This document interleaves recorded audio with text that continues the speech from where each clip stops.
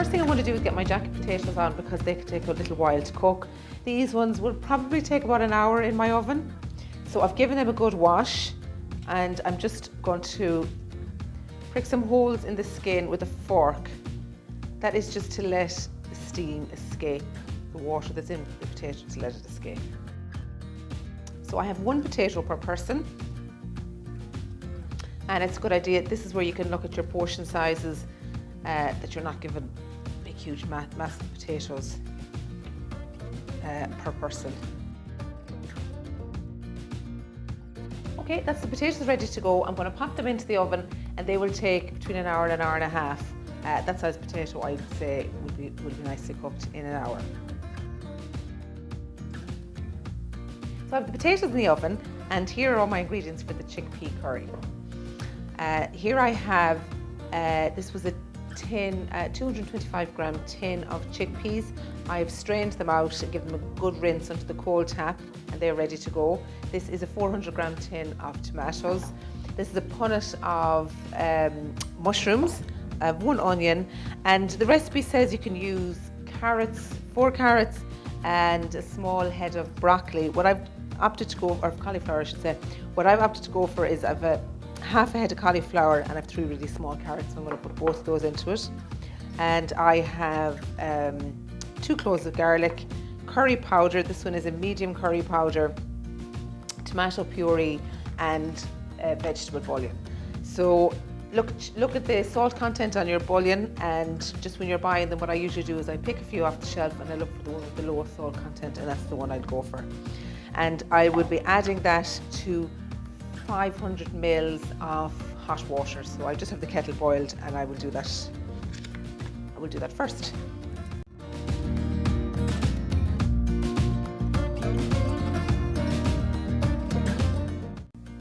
The next thing I want to do is just finish preparing my vegetables. So I need to peel and chop my carrots, my onions and my cauliflower.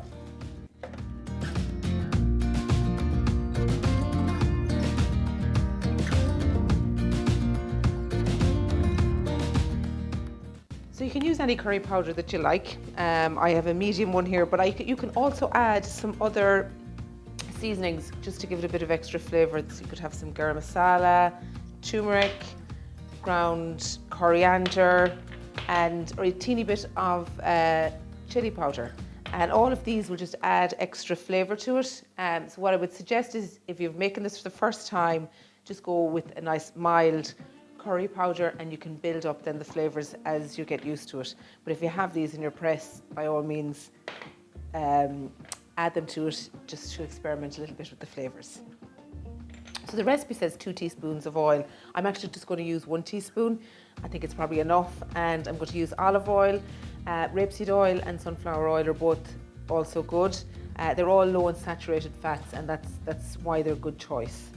So 1 teaspoon of that into my pot. Another option would be to use a spray. The spray covers a large surface area when you're spraying it in, so actually you tend to use a lot less. So that's another good option. So my pan is nice and hot. I'm going to put in my onions.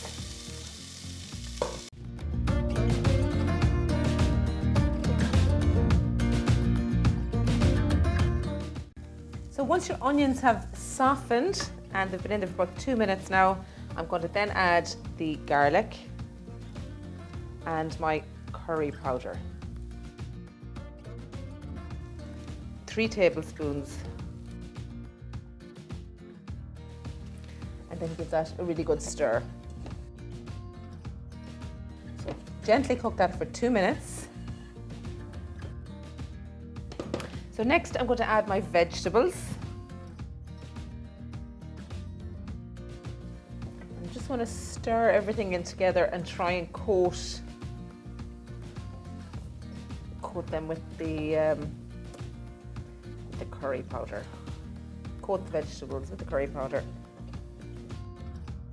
So just giving them another minute or so on a gentle heat.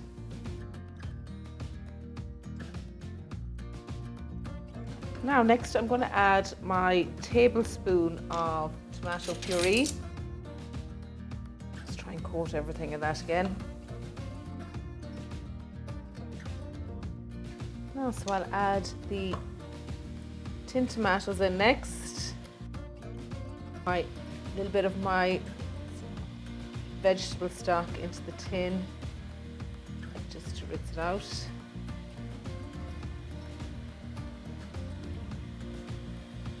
Give that a good stir.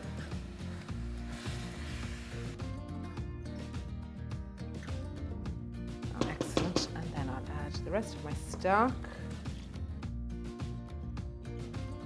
So 20 minutes. And a nice medium to low heat. Okay, so this has been simmering for about 20 minutes and the smells are fantastic. So I'm going to pop in my chickpeas now. They just need to be heated.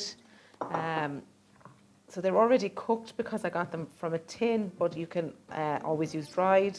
So if you're using dried chickpeas, you need to soak them overnight and then simmer them for about 2 hours. And drain them off, and then they're ready to be used. So that's it. I'm going to leave that for another few minutes just to heat them up, and my potatoes are ready in the oven, and then I will serve it up.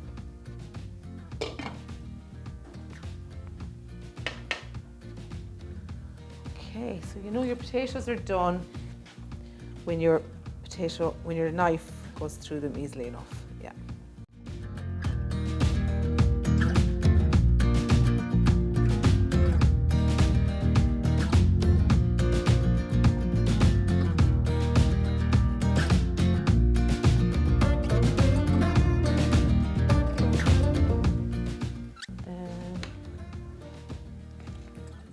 Curry. It's great. It smells great.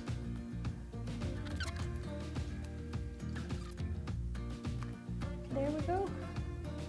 Potato.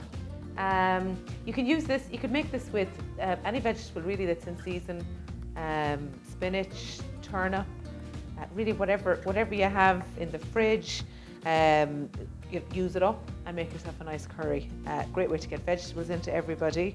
And yeah, that's it. So enjoy.